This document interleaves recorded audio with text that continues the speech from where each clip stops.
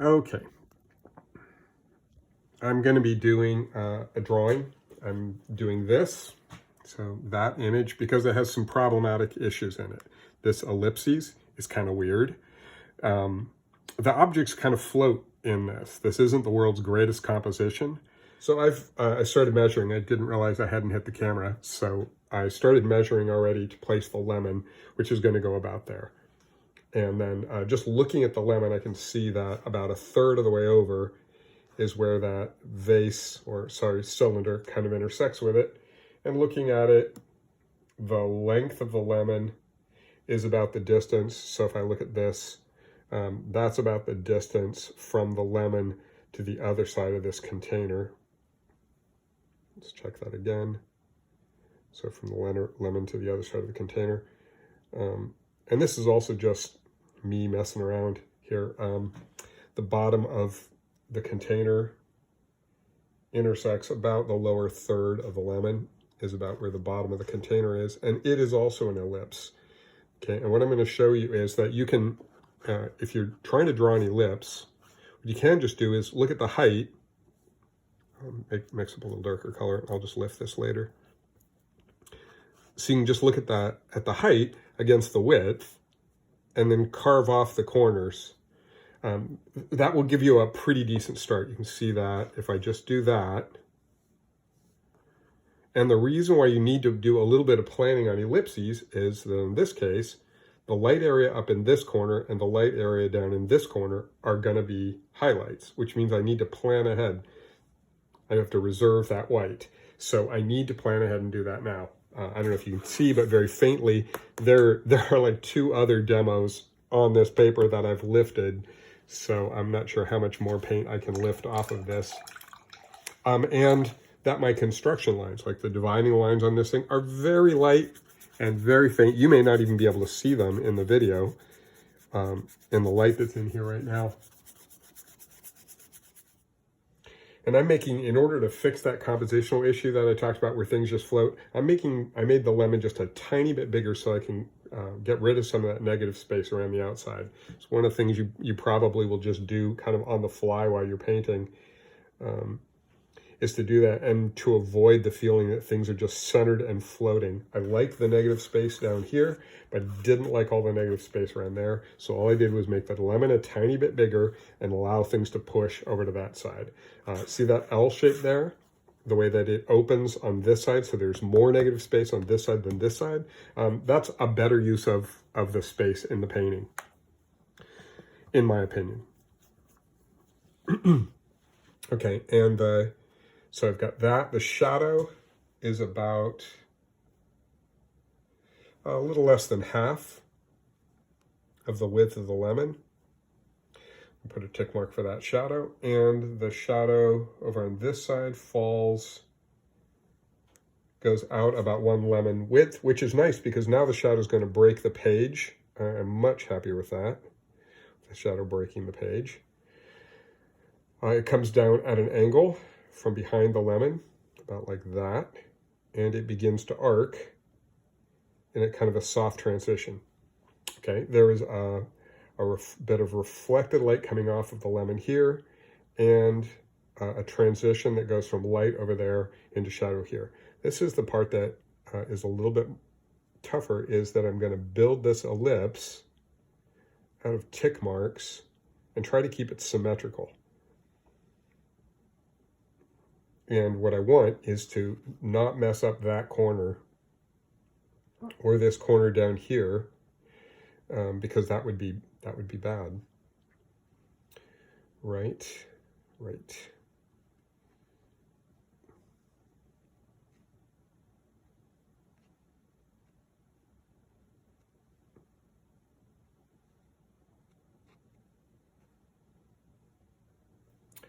Okay.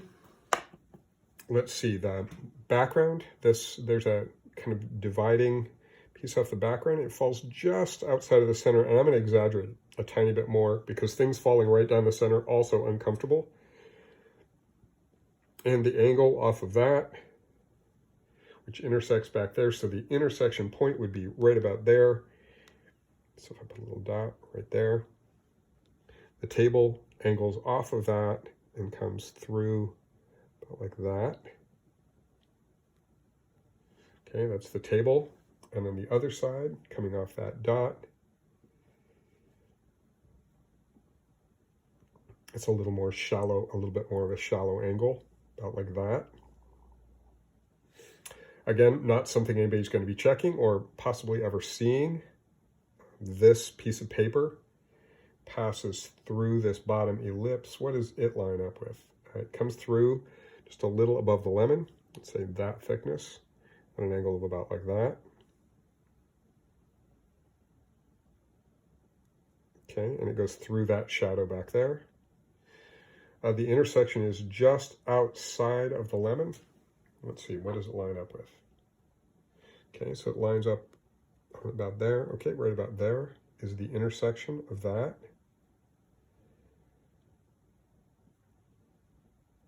And it comes about like that. Okay, and then there's a little piece of blue paper. Sorry, so you can see what I'm doing. So I've got this yellow paper, this red paper, and this blue paper. I've already done the intersection back there, which is all in shadow. Now I'm just looking at this little piece of blue paper. It's the last form to really figure out. And it falls, comes almost down to the angle of the shadow. In fact, I'm going to make sure it doesn't. And again, since no one's going to be checking it, except you guys who are super critical, and that it falls outside of the lemon. Okay, so the shadow in the lemon looks like about like that. Then it's going to have a little bit of light falling through it. Probably the most important thing to figure out here is the form shadow on the lemon. Half light at that point. The shadow edge down there, and then reflected light below that. So that pretty much works out those things. This shape up here, I'm going to reserve the light. This shape down there, I'm going to reserve the light. Okay, so from here, I could do this in almost any color, any value, anything I wanted to do. And we're going to continue to ignore the local color, right? Because we're going to do this in high chroma. We did last week in low chroma, okay? But we're still going to paint the shadows first. So I'm going to pick a high chroma color to paint the shadows. Let's do something wacky, like make the shadows magenta. Why not?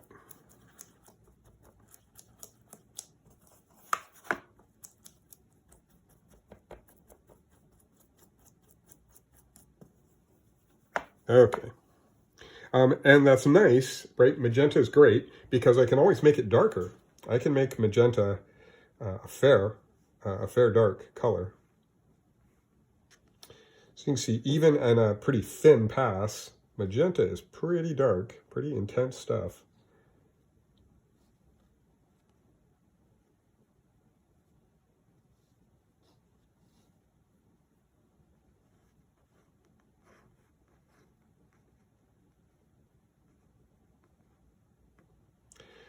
Okay, so for one pass, there's that. The shadow of this, the little occlusion underneath that card. The shadow under the lemon.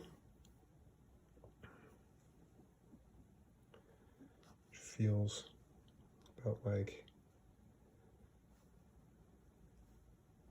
I never know what that shape is called, that the little point on the lemon.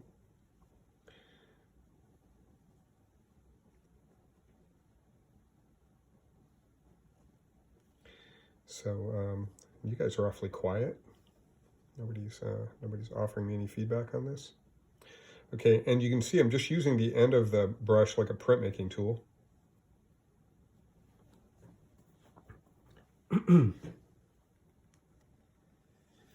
It's a pretty strong shadow coming off the side of the lemon,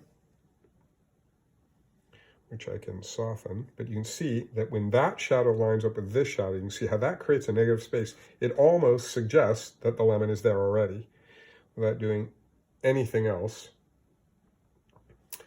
There's a strong shadow here.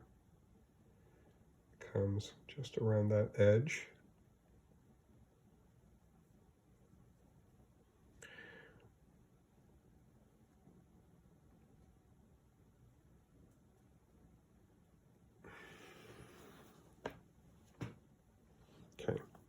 And the darkest part of this shadow is right through there.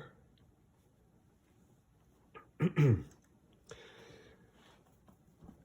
and the darkest part of the background is through there, and we get kind of a lost edge, right? Which lost edge means that you can't tell where the background is and where the form is. So that's kind of a lost edge there. And you can see, as opposed to being something bad or scary, or actually I can see something here. Okay, so actually I want this line to come in just a little bit lower. Okay, I want to make that about like that, because I need that darkness to create the light. So it's because that's dark, that's what allows this side to be light. So this is the job of value. So you can see that shadow creates that light. This shadow creates that light. This shadow creates that light, right? So the role of the shadows is to create the light. The form shadow, right, the core shadow that shows up on this lemon has a really important job of describing the circularity of the form. And you can see that although magenta is a pretty dark color,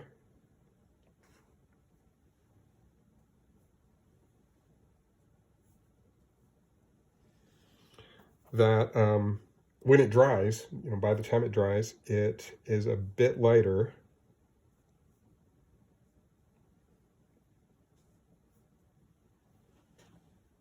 Okay. I think I've hit the darkest darks here.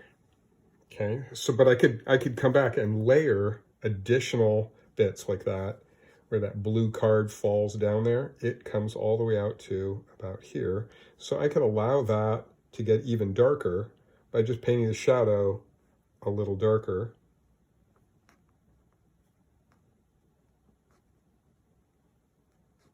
Where that card falls in the shadows, right? So I could layer this magenta up until I got a pretty intense color. One of the cool things about transparent colors is that when you layer them, in theory, if they were perfect, and so whether you're planning on working in oils or acrylics or transparent colors or opaque colors, understanding how transparent colors work is a really important thing. Okay, so what I'm doing is now I'm mixing up. So I'm doing this one from dark to light, okay, which means that I'm going to look at the lighter forms and I'm just going to pick a lighter color, which in this case would be stepping to that warm red. And I can make soft transitions. Is that like easy and cool?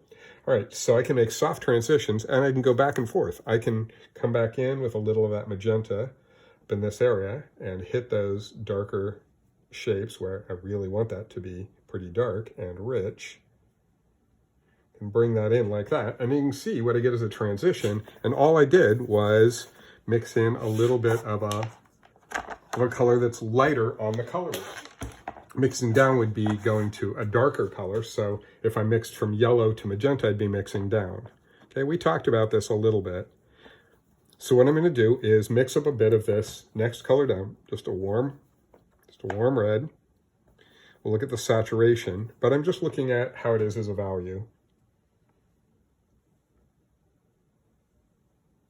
So I could work from light to dark by working in yellow and then working from yellow to magenta by working through orange and red, or I could work from magenta to the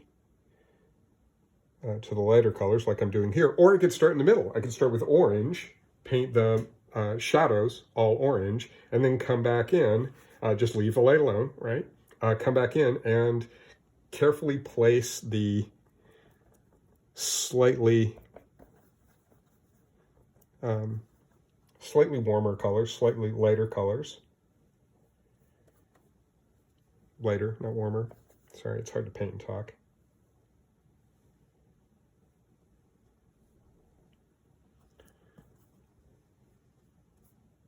And you can see I can be pretty loose about this, because as long as it is darker back there, it falls back, and I can fine tune it later. But that loose quality about that, the characteristic of wet into wet, is one of the things that makes watercolor so cool. Although I do have to be careful about using words like cool around you color experts, because you'll get on me about how cool actually means something. Okay, so I'm stepping from that warm red color into a little bit of an orange note. I'm doing some of those soft transitions around those shadows. I can make those as hard or soft as I like. You can see that when I layer that orange color in over these things,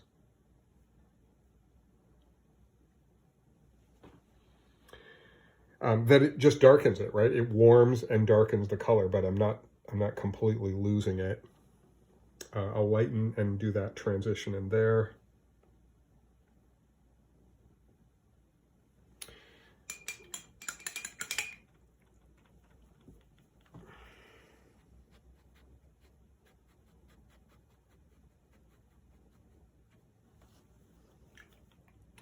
These wet on wet transitions are so cool.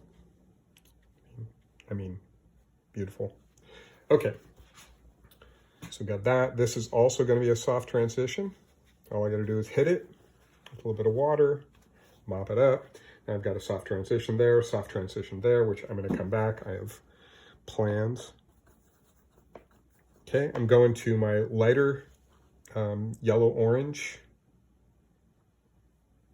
which allows me to create yet another layer of value in that area and in this one.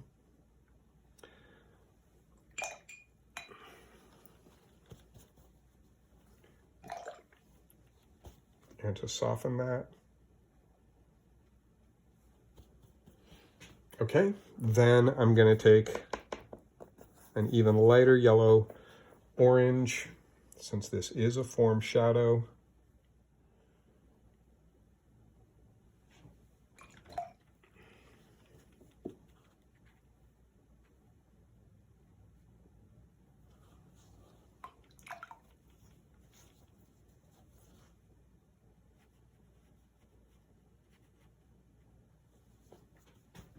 Okay, so I've got that reflected light. Oh, let's see, the background's still drying, so I'm not going to mess with that. What I can do is I can address some of this fall off. There's color falling off. There's kind of a spotlight shining down on this tabletop.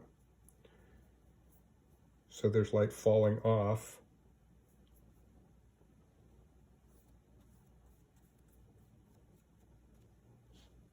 There. And I'm going to use my mop.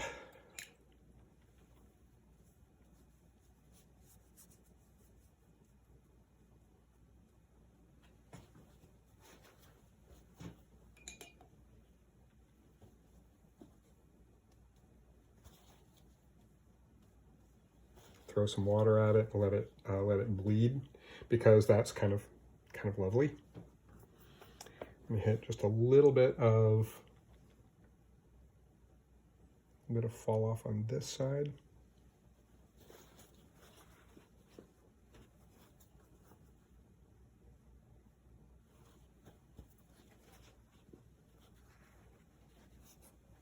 Okay.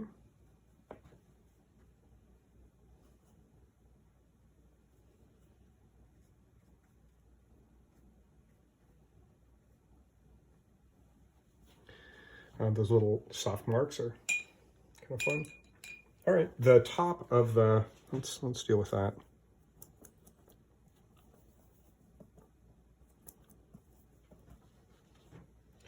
All right, so this is a little bit darker through there. There's a transition that comes across that area and down here.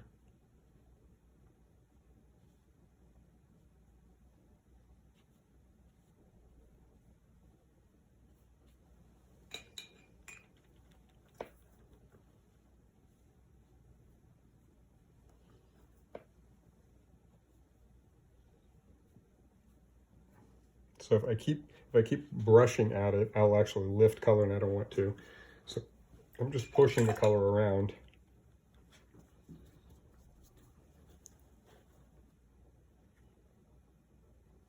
Okay. But what I do want is for that general idea of that level of darkness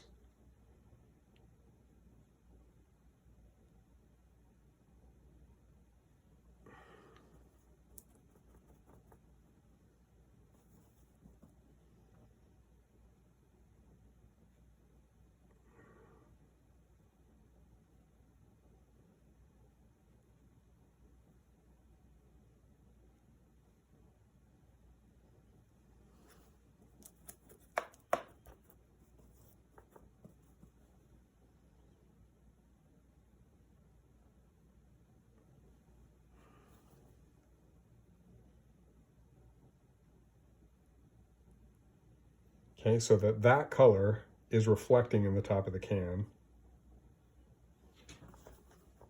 before being distributed kind of wetly into this color.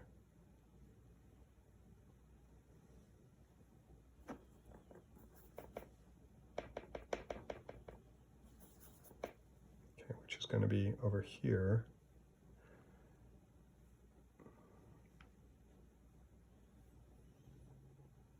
So all I'm doing is changing the saturation.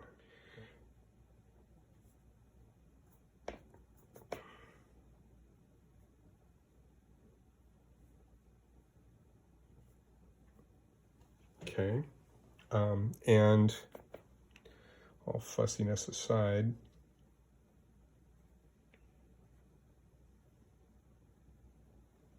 if I get a few things even close, like that feeling like the can has that little rim that's going around it. Okay, so that one got out of place. All I gotta do is mop that up. And you can see I'm not trying to just go around it and unless I really screw this up, which is always possible. Water's getting really kind of murky, so it's going to be harder and harder and harder to lift things with dirty water.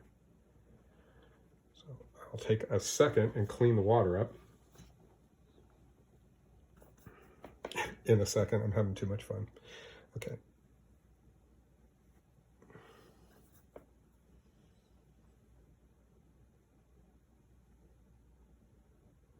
It's just the tiniest bit of a light edge there. There's the same sort of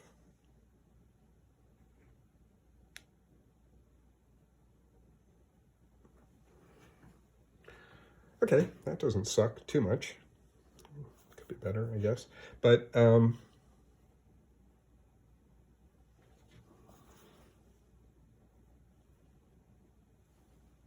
okay, so anyway. Oh crap, now I picked up a little bit of blue. Now I've got a kind of a violet there. So what would be the darkest shadow? I guess it would be this, right? A little bit of blue in it. Take advantage of that. What we've got is a little bit of magenta violet. And could also use that right here. You can see I'm still keeping it pretty loose.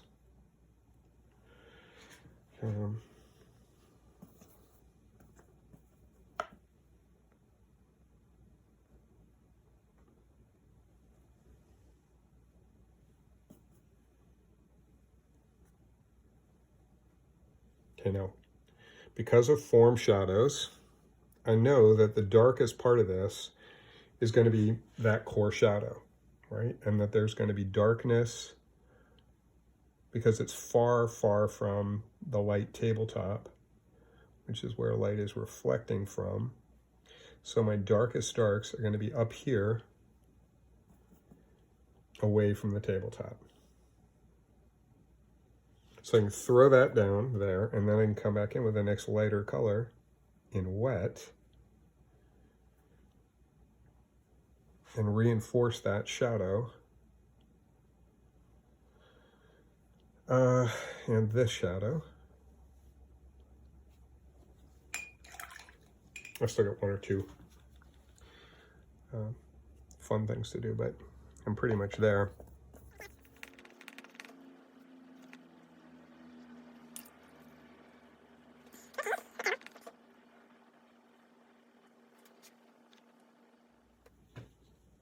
Okay, all right, and then let's see, transitions over here. There's a shadow shape that comes up the side of the lemon, and on the other side, what mattered was the shape created by the shadow. On this side, the shadow also defines the form. Nice if I paint the form, not the tabletop.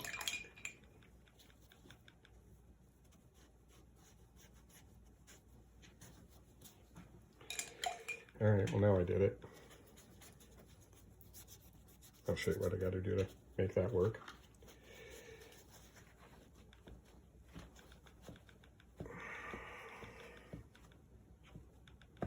One little mistake jumps out as being a mistake. So if I make a mistake, I try to be really bold and lean into it. He said, "What mistake?"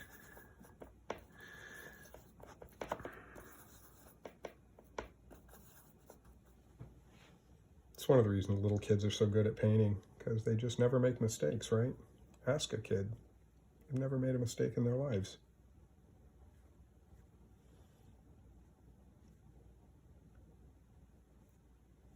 I respect that.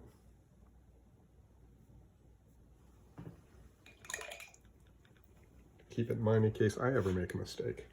Okay, I definitely need to clean my water because I'm going to add some yellow to this. I just spattered the brush behind me and it spattered a whole series of paintings back there.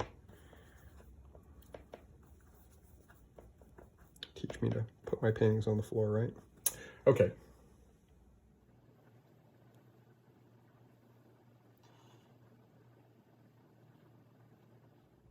So see how compared to the white of the paper, this yellow actually feels like a darker color.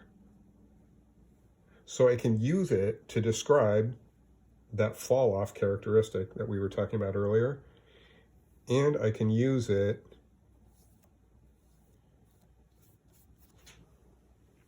to be both energetic, because it's yellow, and darker than white, because it is. And notice that I'm still, despite being really far along in this, darn near done,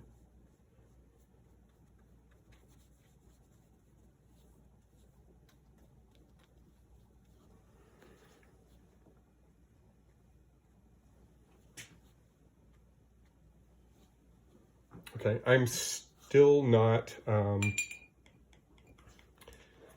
right? I'm not trying to get the local value of that piece of paper. I'm not going to make it darker for now because that doesn't matter. What matters is getting the forms correct. If I get the form right, then everything else will work out. So what matters is that I get the form right. And then I focus on everything else. All right. I think it could use a little bit of that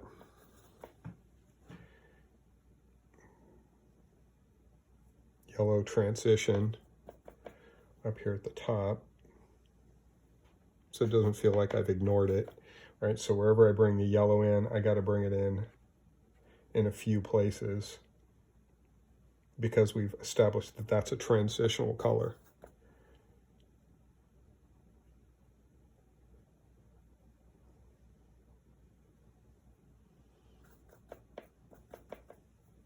So if I just transition from red to white, it feels a little flat. So I need to bring yellow into those transitions a little bit.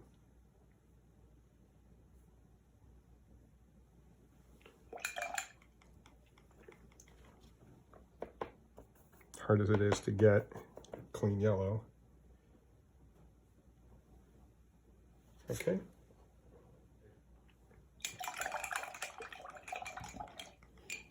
I'm gonna let that dry a little bit. I'm gonna punch the darks just the tiniest bit darker through there. But that's basically what I'm doing. So I'm mixing from magenta to yellow, painting the darkest darks to the lightest lights. That's what I'm doing on this one. I'll pick up another one where I'll go from yellow to a darker color. And the 3 ways to do this that we're gonna take a look at on this series would be, you're gonna do one where you mix on this side. So you're gonna mix up and down using yellow to magenta.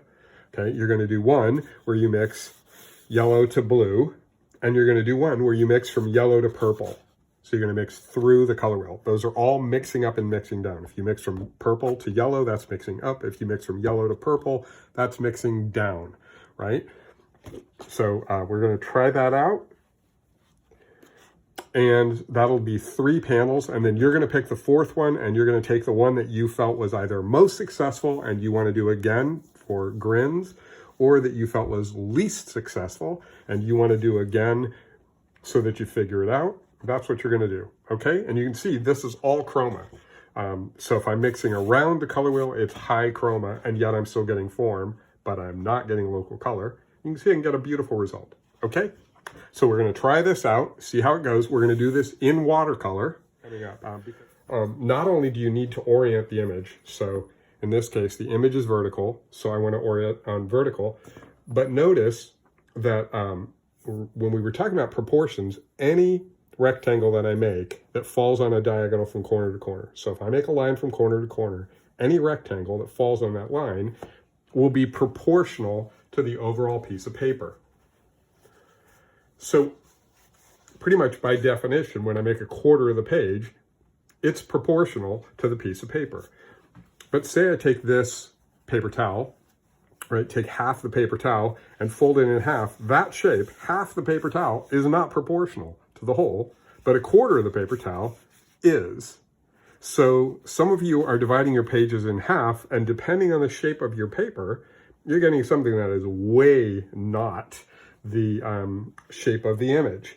A normal piece of paper, right, and your cell phone screen are roughly proportional because of the golden mean. Okay, they both follow about the same thing. So you can see the angle here, about like that. When I bring it over here, that's the angle from corner to corner. So that works just great. When you divide it in half, I get a completely different shape that is no longer proportional. On this piece of paper, on this size of paper, and it gets worse the squarer the paper is. It gets narrower. So please be aware of that. Some of you are really getting some pretty wonky aspect ratios, and it isn't your fault. It's just not logical, okay? So please look at that to make sure, because it's a shame to do all the work that you're doing to create proportional drawings, accurate work, and then put it on a disproportionate shape. All right? Okay, have fun with this. I will see you on the next demo.